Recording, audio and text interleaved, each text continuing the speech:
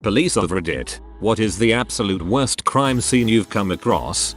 I have two, but both not crime scenes. First, decapitated body in a one vehicle RTC in Concert, Durham, England. Crashed into a stone wall and overturned, somehow decapitating the driver. Second was a sudden death. In a flat, the occupants in the downstairs flat complained of a leaking drain from upstairs. It turned out the person upstairs had died, rolled out of bed, and was decomposing on the floor. The leak was the various body fluids from the deceased. Private security here was patrolling the exterior of my building when I smelled it. Once you smell death, you never forget it. What's worse, it was coming from the trash compactor. We have a couple nice restaurants who toss their garbage into the compactor, and a lot of homeless nearby. One of them saw the cooks tossing the garbage the night before and climbed in to grab it. However, the compactor is one of those that will activate when the door closes. Either he didn't know that, or the wind got the door. Holy crap, the thought of being in that situation, seeing the compactor come down knowing you're about to be crushed.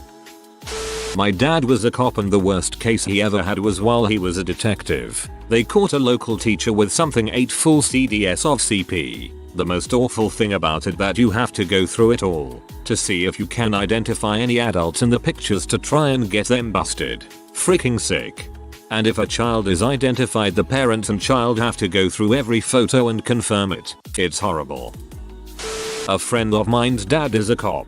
He told the story of one time he was called to investigate a fire that was lit in an alleyway. This was midday. He'd yet to eat lunch and had skipped breakfast, and upon arriving to the scene noticed a particularly appetizing aroma coming from the fire. His mouth was involuntarily watering. Turns out, the fire was an ignited carpet, rolled up, with a dead person inside of it.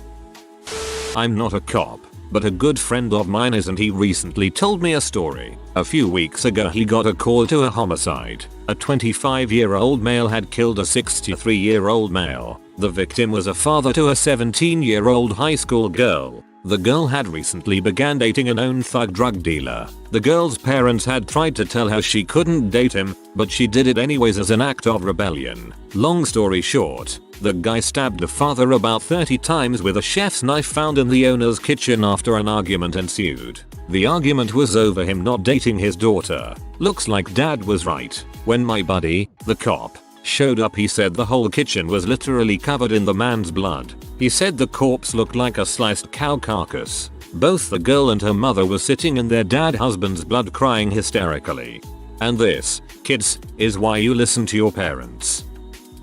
My stepfather worked traffic homicide for years and encountered any number of frankly gruesome things, but the story I remember really sticking out in my mind involved a car hitting an electric pole on a rainy night. The car's occupant had, in the course of the accident, become decapitated, head sheared completely off. The electric pole was severely damaged, one of the lines breaking and falling down to rest in a puddle, which now also contained the severed head. The electrical charge was, apparently, causing the head to bounce and sizzle in a very disconcerting fashion, to put it lightly.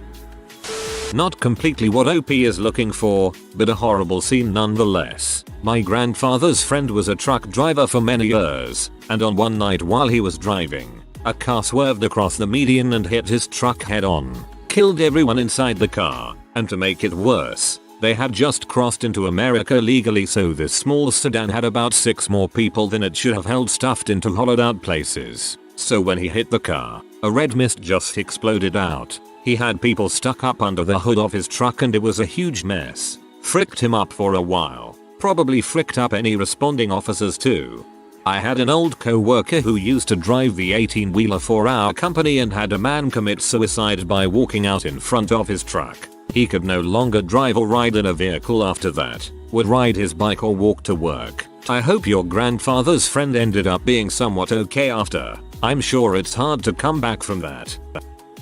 I once went to a scene where her ex-boyfriend showed up at the house where the girl lived. He knocked and then started firing a shotgun through the door, hitting a toddler. He then went in and shot the girl's mother. I still remember chunks of flesh and underarm hair stuck to the wall. Shot the father and then left. The girl was out for the evening. He then left the gun and a suicide knot at the top of a bridge. He went on the run instead of killing himself and was captured shortly thereafter by the marshals. Fricked up scene.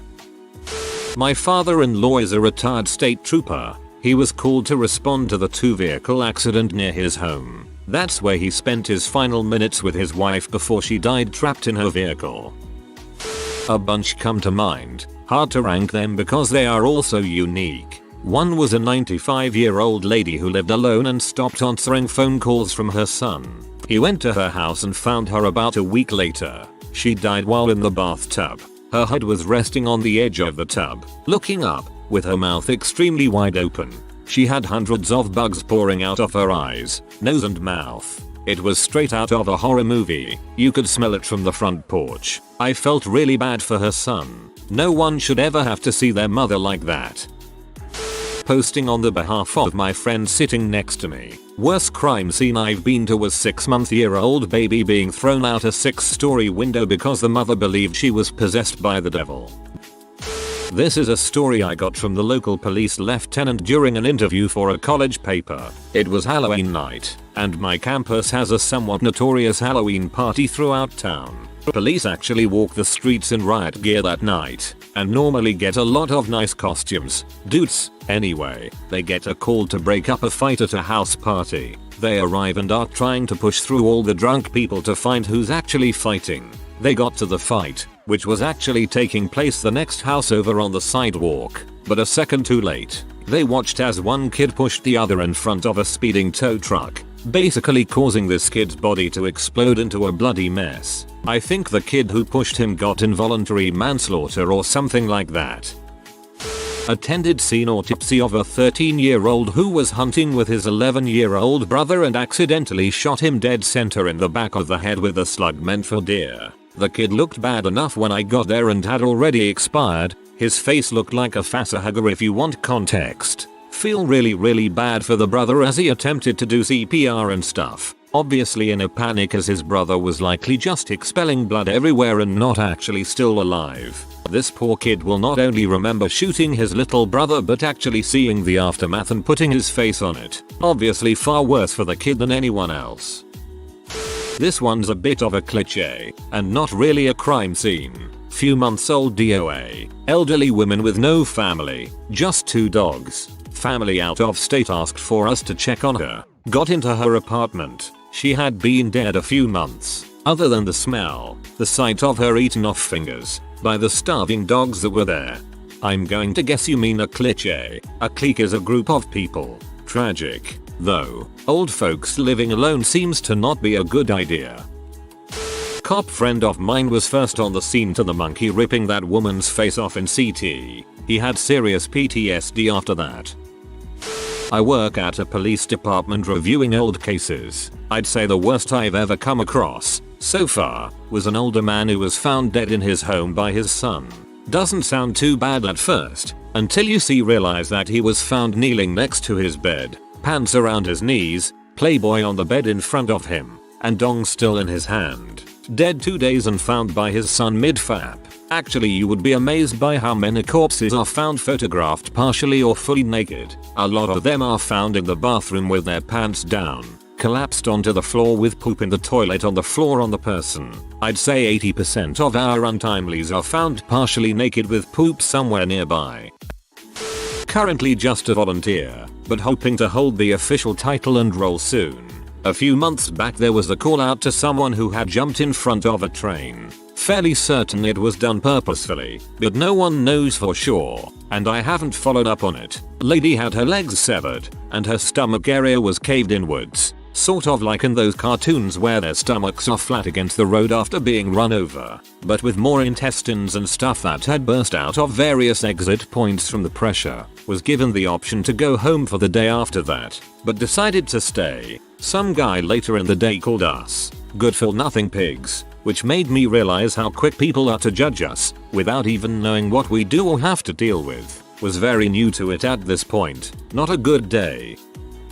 Not me by my police trade school teacher told me a story of such a fricked up crime scene he was a part of. There was this beautiful woman, could have been a model, and she was naked in the floor of her hotel room, her head not attached to her body and blood everywhere. The entire hotel was a crime scene, and my teacher kept seeing cops sneak in to see the hot dead chick, and my teacher, who had command, was furious. He kicked them all out and tried to do his job. Until his higher up, I think a lieutenant, came in by asking around. I heard the hot headless chick was here. Since he was a higher rank, the second he stepped in he took command of the scene, and my teacher never did find out what happened, except some cops care about seeing a hot corpse than doing their job. I'm pretty sure being headless takes a corpse from hot to not. The Icicle Man. Outside of smaller city in Idaho, Hop, 27K, is a kind of shanty town affectionately known as Welfare. The only business is a little convenience store a lady runs out of her house. Welfare. It has at least a 90% unemployment rate. Anyways, it's the dead of winter and around -20 degrees F. Get a call about a missing persons. A man of 70 hasn't been seen or heard from in over a month. Get to his trailer home and come across the following scene. Man's gas had been shut off due to lack of payment, but electricity was still on. Man had waterbed with an electric heater to warm the water. Looks like man had been stabbed on the bed. He rotted down to essentially a soup-like consistency. His liquefied remains had dribbled off the edge of the heated waterbed to form intricate icicles off the edge. The Icicle Man was the absolute worst.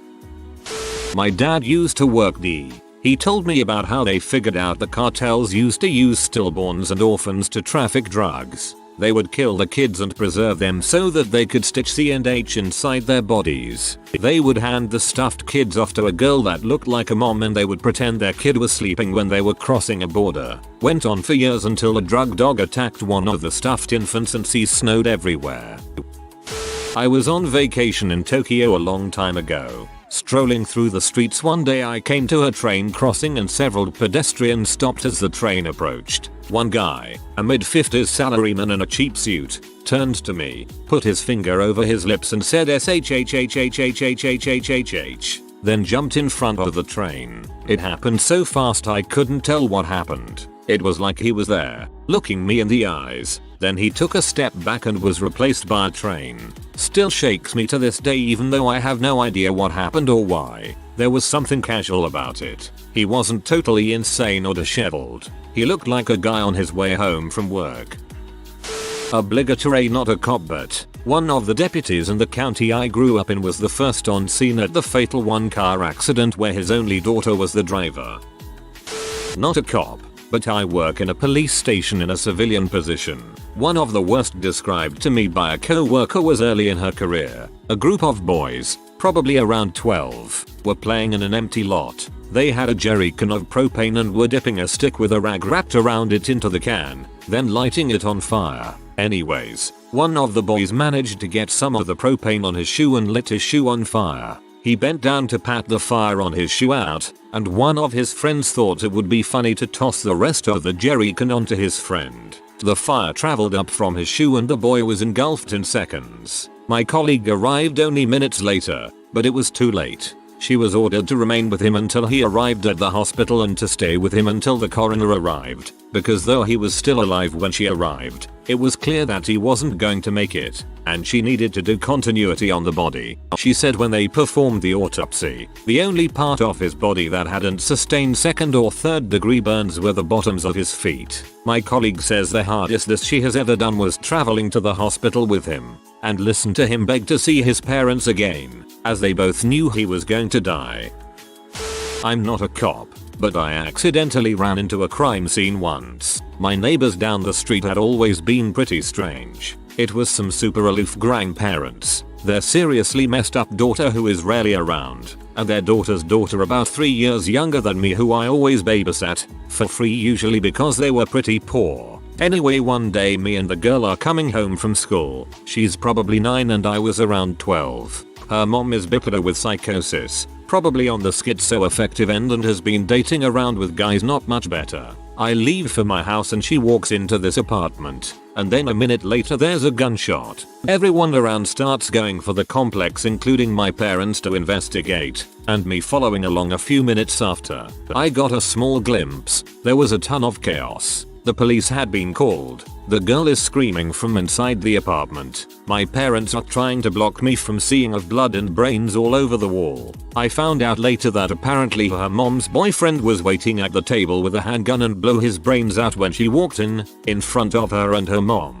I saw her like once after that, but the kid was totally messed up from abuse and the trauma. I don't envy the officers who had to talk to them and check out the scene.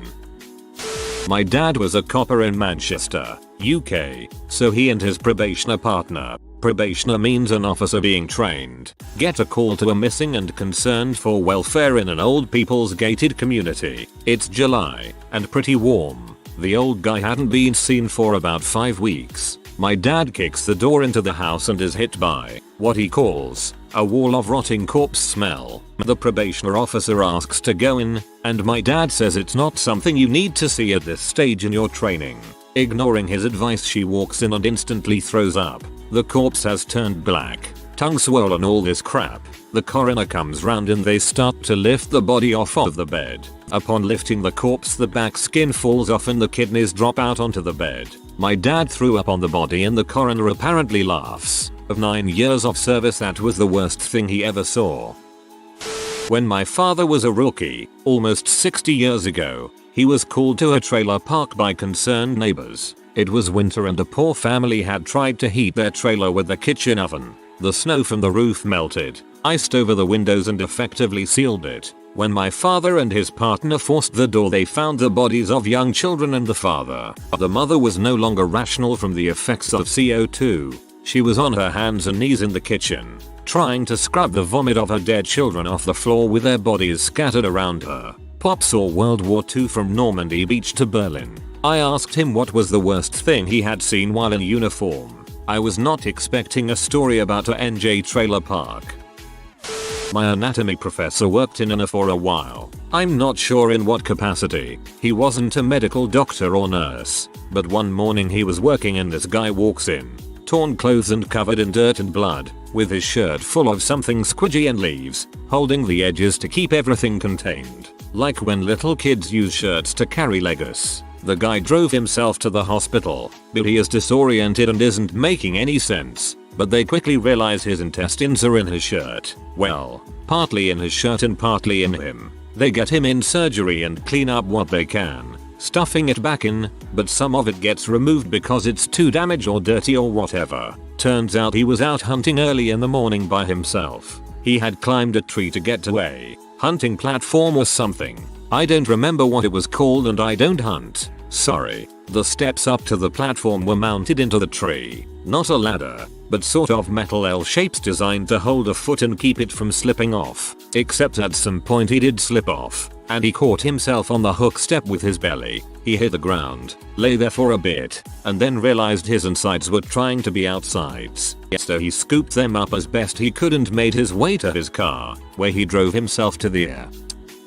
Not sure if it was the worst, but definitely the most gratifying once I found out the details as to what happened. Went to a house for a call of a dog loose. Upon entering the house, it looked like a slasher film. Blood smeared all over the walls. Looks like large arterial squirts all over the place on the ceiling, etc. The homeowner had towels wrapped around his leg and arms and was at the point of passing out. All the while a happy pit bull covered in blood was outside looking at me, wagging his tail. Got the guy medical attention and retrieved the dog. Turns out the homeowner was beating his dog trying to get it to become fight worthy. Dog turned around and made the homeowner his bee. Sad that the dog was put down.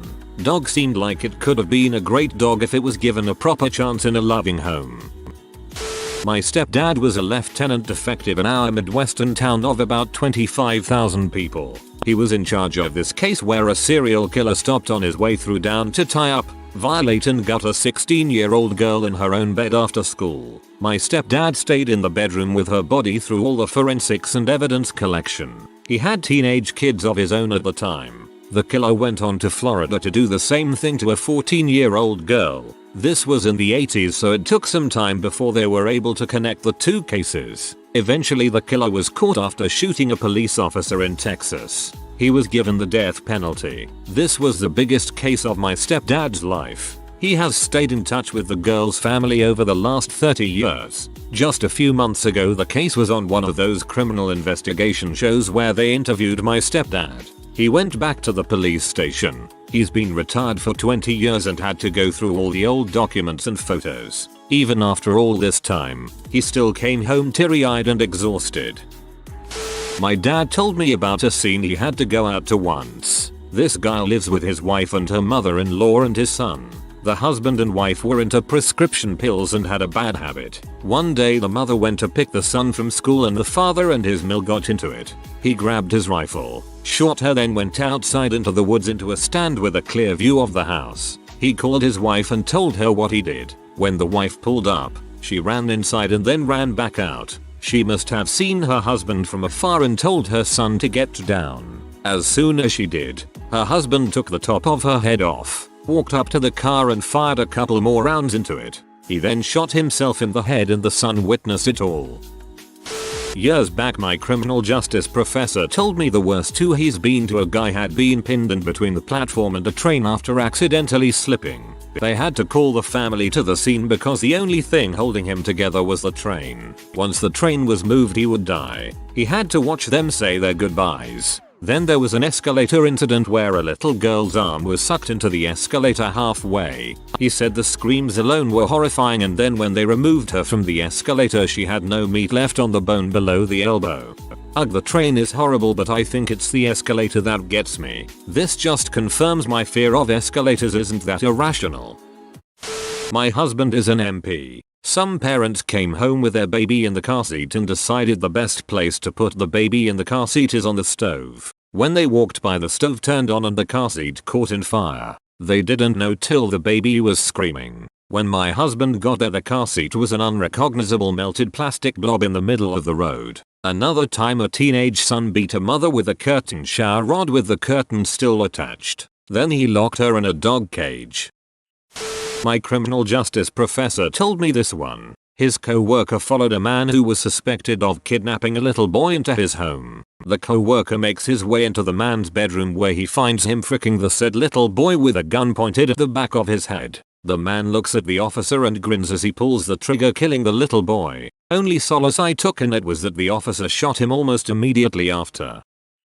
Not a cop, but saw a helmet with the visor closed on the highway, perfectly sitting on the road. 100 meters after the helmet is a motorcycle. Another 50 meters down the road lies the rest of the body completely intact except for the head. I thought WTF, no head. How turns out the motorcycle driver crashed in such a way that his head got stuck between two steel lines on the side of the road and it came right off his shoulders. His head was still in the helmet. I had looked at the helmet for a good 15 seconds thinking whether I should pick it up at first. I had no idea that his head was still in there, so glad I didn't. I haven't driven anything with two wheels at high speeds after that. If you are new to the channel, you can subscribe. I publish new videos every day. Until then, check another video.